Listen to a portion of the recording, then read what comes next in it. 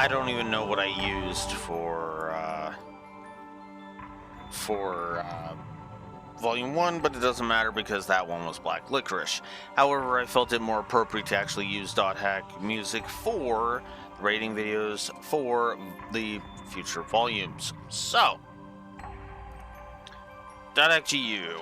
I will go ahead and say that this series did pick up nicely the later it did pick up. Volume 2 in specific being my personal favorite, with Volume 3 coming in right behind it, and then Volume 4, for as pointless as that was, and then Volume 1 right at the bottom. So I won't waste too much time. Plus 38. I think the gameplay ended up as a net negative. Let me just quickly double check that. Yes, it did. A net -1. This was, of course, adjusted as we went, which is, yeah. Let's get into it. Story score was plus 38, so this one in specific took us 7 sessions.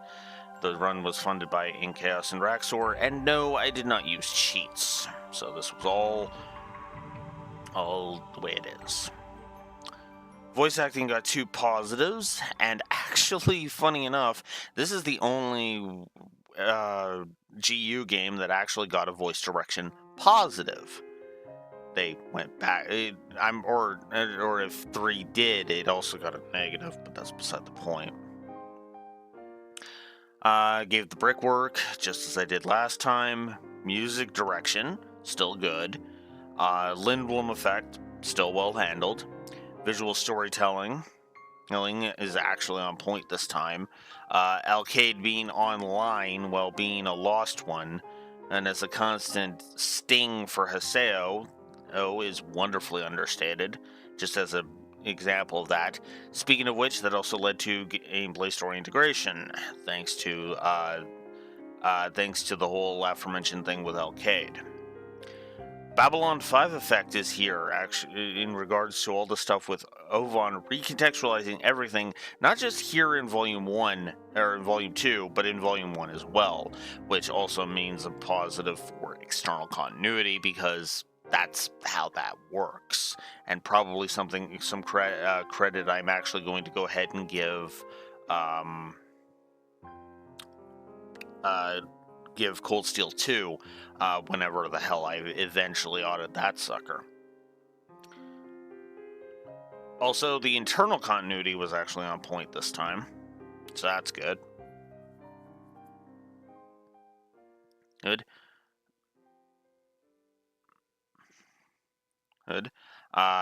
Some good foreshadowing this time, although it is rare. This time the pacing was actually exquisite. It was so much better than Volume 1, I ended up giving a triple positive for it. Don't get used to that, by the way. Hey, although in this one it is helped by there being actually good story sequencing. The world building in terms of the forums and news site, right? The background lore done through the forums and the news site, so that was a triple positive there. Then there was, of course, the official website, in-game official site, which yeah, triple positive there. Then we had some individual. This time it looks like I only gave 1 positive to a specific forum, and that was for the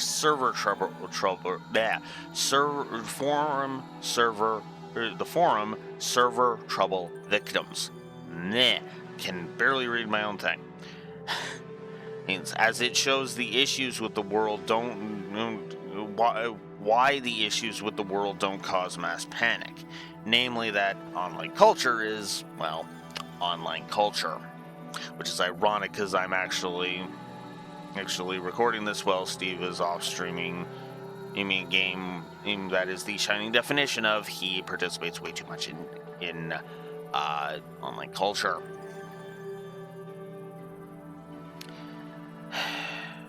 No matter how much I wish he wouldn't. Haseo actually got a double positive out of me instead of the positive-negative scenario he got last time.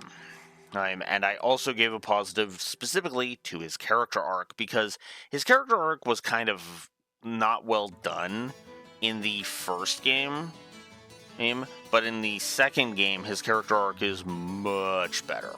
Much better. I gave Adelie, both Adelie and Alcade positives, despite I feel like Adelie was really well done. I'm sure some people would want me to give Adelie even more positives, but I kind of, her character itself didn't really get really good until like right at the end, pretty much, and I was just like, you know. And that's it. Just Haseo's 3 positives, including which includes the one for his character arc, and one for Adelie and Alcade. Overall, if we characters and whatnot, is 29 positives. Not great, but at the same time, much better than there's not as many negatives to offset this, which is good. So, then we get I gave a positive to the recap scene. That is, of course, effectively the previously on .hack.gu. That summed up the first game. Yeah, the main reason I gave this one a positive is because it did something in 5 minutes that Volume 1 failed to do in 40 fucking hours. Namely, make me give a shit. Like, seriously, if I had actually skipped Volume 1, I might have been more on board with this. Because, I'm sorry, Volume 1 sucked. It was absolute gutter trash. Ugh. Then there's the whole scene where Haseo, Kun, Pai, and Adelie discover that they can't log out. As I feel it is effective, despite SAO, Sword Art Online, in turning it into a mockable offense. .hack did it better, so credit where it's due. And did it first, I feel like pointing out. It's a twist that starts Volume 2 rather than being a hook for the story. That the story fucks up, like with SAO. You know, where we get the premise right in the first episode, and then at the end of the first episode, we literally have text on screen that tells us, hey, yeah, 2,000 people are dead.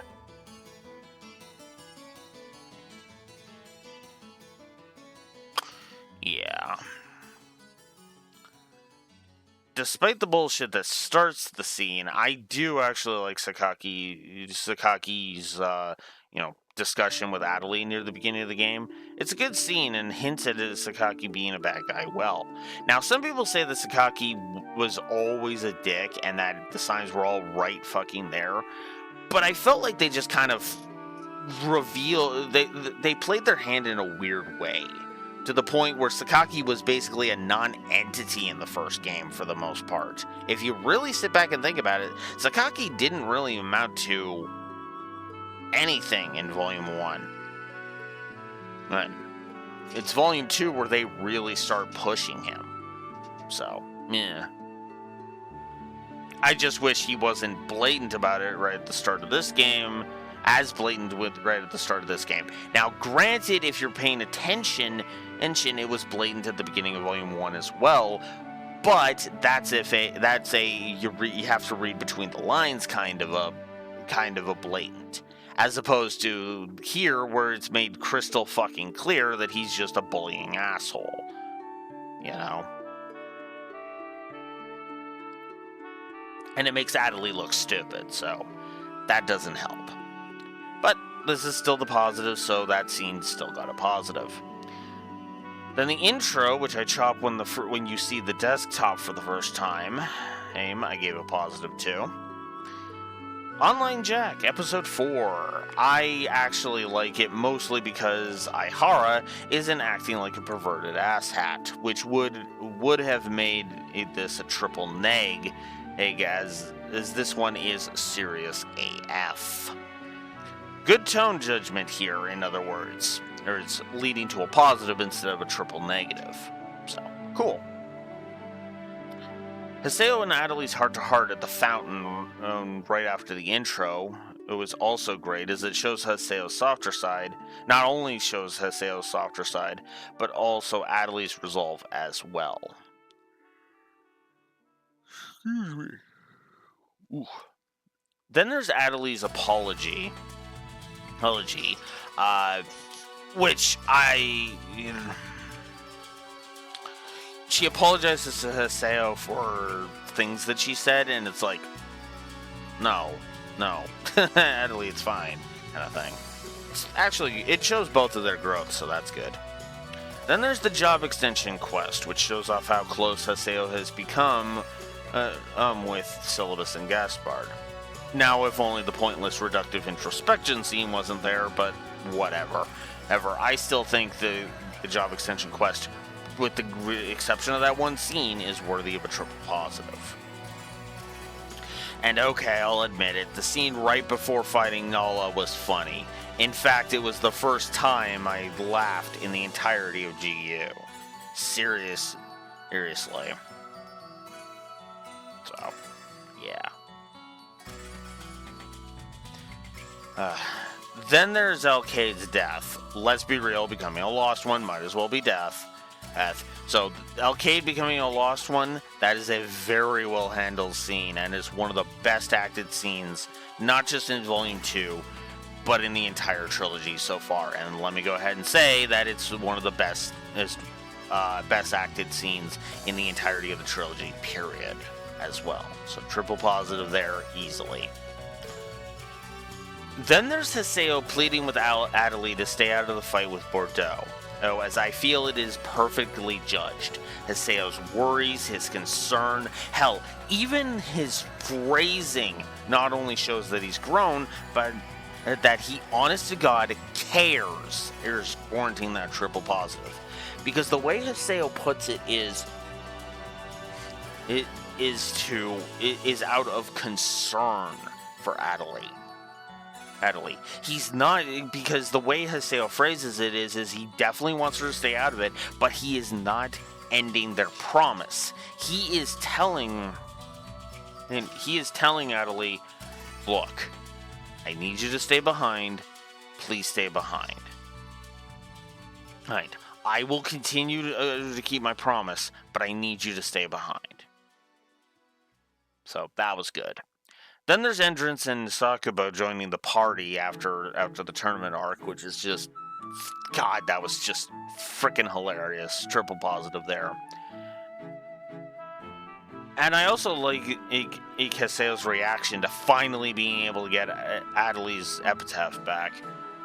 As honestly, I feel it speaks for itself. Haseo is ecstatic that he can finally get Adeli's epitaph back.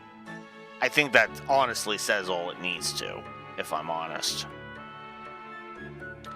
Then there's Sirius's reaction to Alcade's fate, which is another speaks for itself scene. Then there's a scene that, well, I don't much care for it, and I will be blasting it in the negatives. I will admit that the gaslighting scene, that Sakagi's gaslighting is well presented, and is a well presented, well acted scene. And that is great, right up until you think about it. I like the presentation of this scene, hence this single positive. As for what Sakagi does to Adeli, well, as I said, see the negatives for that. The hallway leading to the throne room is chilling, as it is a representation of Adeli's backstory and does so through the background voices, which allows you to essentially skip both hallways. Good stuff. And it also even hammers the point in right when you get to the end anyway, in case you did just rush through. Okay, game, you got me with the whole Nala is really Yada twist reveal. That was well played. Now, despite the borderline character assassination that led to it, I do like Adeli rejecting Sakaki and finally freeing herself from his gaslighting bullshit. That was nice. Then there's the Ovon reveal. It got me. Oh, not that he was a villain, but that he was Ida infected. At first, I was going to give multiple negatives for this scene for it killing Pi and Natalie, right up until the gameplay story integration informed me through the party menu that, yeah, no, they're fine. Because, for those not to know, when you get out of that scene and you're in control of Haseo again, if you go into your party menu, you can see that both Pi and Natalie are offline. In other words, Ovan booted them offline as opposed to booted them out of the world as opposed to lost wanting them. So, cool. Then there's the real ending, namely the one in Hjulgronn's Cathedral, is actually a better cliffhanger than Volume 1, as the scene is more, oh shit, this ain't over yet, rather than, ah, fuck, it ain't over yet. And I like that. Because mostly it just kind of, it feels good to kind of have that be a thing, you know? And then I gave a positive for the outro because no matter where I choose to start it, it wraps up plot beats. It's good at wrapping up plot beats and setting up for Volume 3. So, good stuff.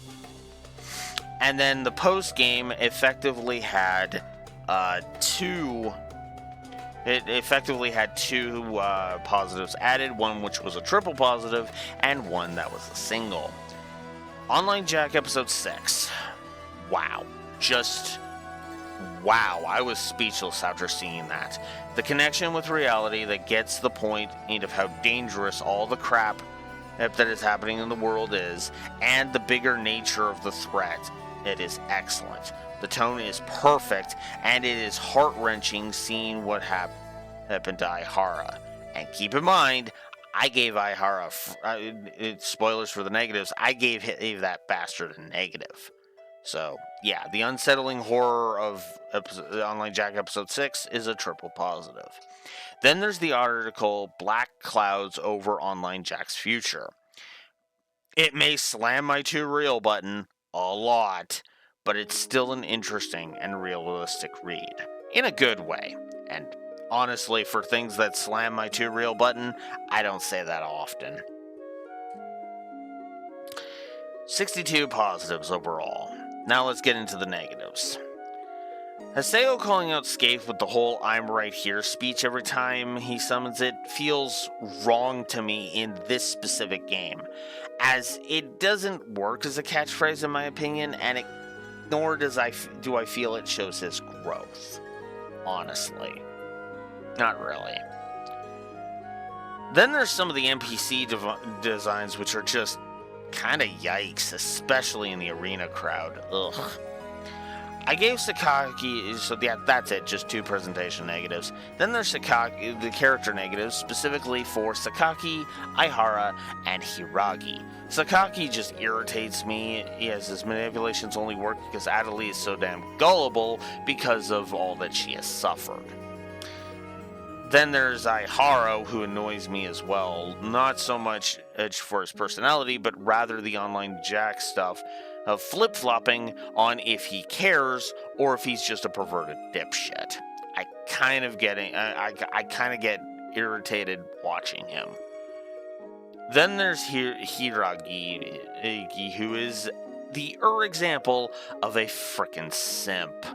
The problem here is that the character plays into harmful stereotypes and he suffers from the same problem as Matsu, but cranked to 11, and that is the fact that he is loyal to a fault and that drags every single scene he's in down what few there are. So that's it, just three character negatives. Now, then there's the moments. Sakaki bullying that Kestrel player, or who is panicking, can just fuck off, because it feels like an out-of-nowhere switch flip, you know? Again, because he had so little presence in Volume 1. Then there's Haseo's introspection during the job extension quest, which can frankly go die in a fire. It is unnecessary, it's reductive to Haseo's character in my opinion, and states what is obvious to anyone who's been paying attention. And this is coming from somebody with a terrible attention span, so triple negative. Then there's Michiru's cliche as fuck stupidity, ruining Online Jack episode 5. It is easily the worst Online Jack episode that it had up to that point, and spoilers in the entirety of it. And that brings it to a triple negative. Like, seriously, Michiru going in alone is just, are you fucking kidding me, you know? I gave Sakaki's gaslighting a triple negative, because it is well done, but I kind of hate that I have to sit there and watch Adley see proof that Sakaki is using Adley and not immediately running to Haseo. This is petty, I know, and I don't even fully blame Adley for this, but it feels like the narrative is fucking Adley around and making her way too subservient to Sakaki, and because it happens in real life, I don't want it in my fiction, and that's why I gave it a triple negative. Like I said, petty, but I don't care. Then there's Matsu wasting our time by getting in our goddamn way, as it's frankly fucking stupid, and is also fake drama. Arguably the only bit of fake drama in the entire game, so there's that. Then there's Hiragi getting in our way, which was another triple negative. Negative, like, seriously, are you blind to what Ida is doing or not, dude? Like, ugh. You're reminding me of Fire Emblem Three Houses' as Crimson Flower Root. Stop it. Then there's the fake ending, specifically that monologue from Haseo, which can go to hell. It's abrupt and feels like Yada saying that there is at least one more game, but Haseo is acting like he's given up, which honestly would be hypocritical if you ask me. Also, fuck you, game. For faking me out with that first set of credits. So, triple negative there for a total of 24 negatives. So, there you go. Now let's get into the positives. There were some gameplay positives to talk about, but unfortunately we kind of dipped slightly into the net negatives. So, let's just get on with it. So, the cheat mode, second verse, same as the first. Spoilers, it will also be third verse, same as the first, and fourth verse, same as the first. So, triple positive there. Save file labeling, as per usual. Proper data transfer this time. This means that effectively Volume 2 is effectively just Volume 1 continued instead of being a whole new game. Which is actually something I kind of want out of Trails, but I get how insane that is. So that's why they don't do it. Though I do think GU pulls it off masterfully, so yeah. I liked the map, the mini-map, and the HUD, as well as the core combat this time, and ally AI and battle areas as per usual. Trading is still as awesome as ever, so it was a triple positive there. The power progression curve was awesome, so that was a triple positive there. The difficulty curve was good.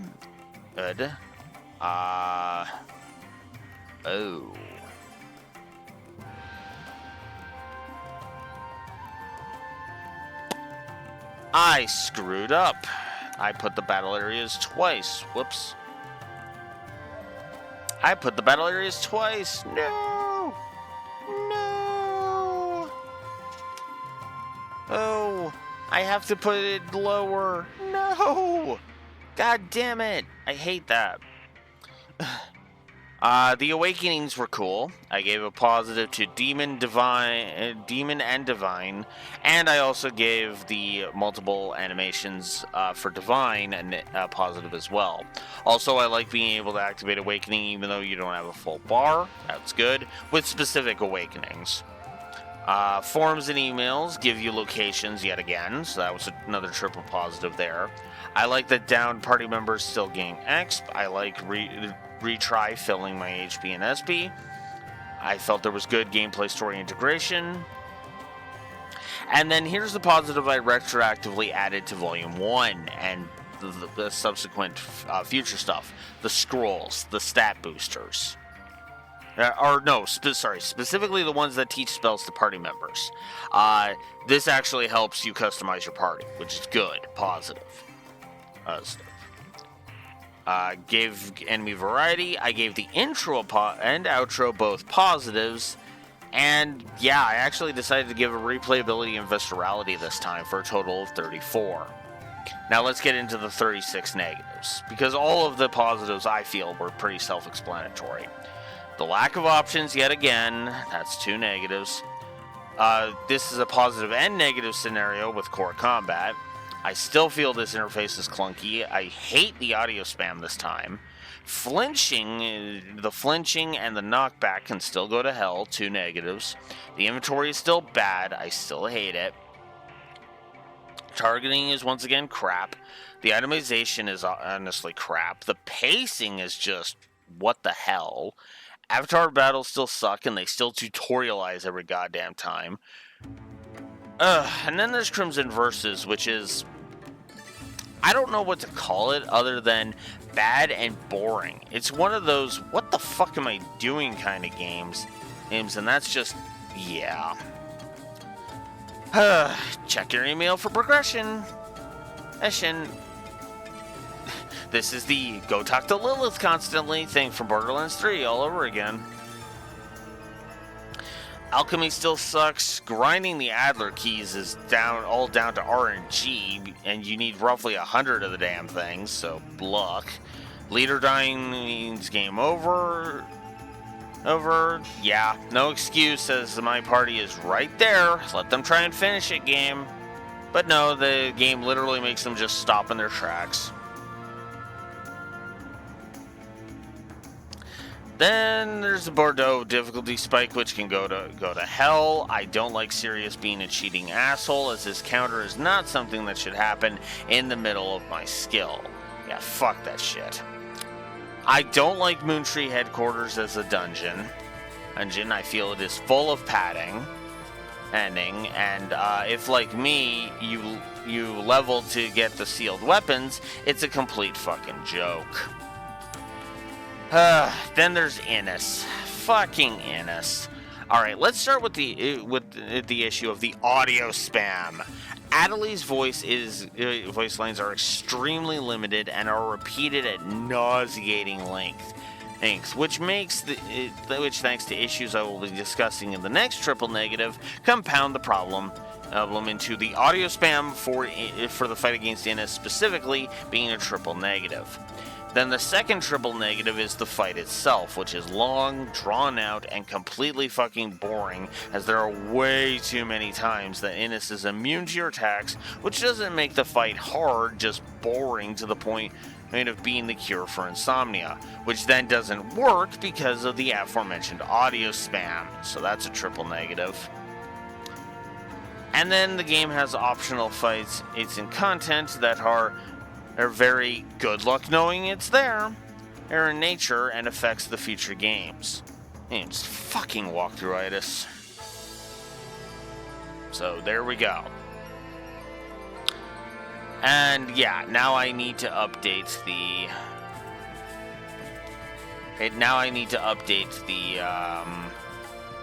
my spreadsheet on that real quick. So if you'll give me a quick moment here.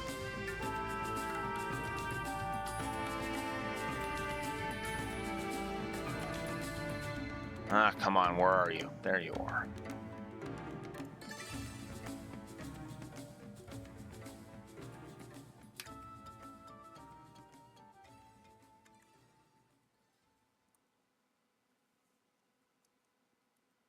Alright, so there we go.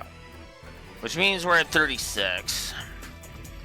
Which means the final score is plus 36. Still decent for the most part.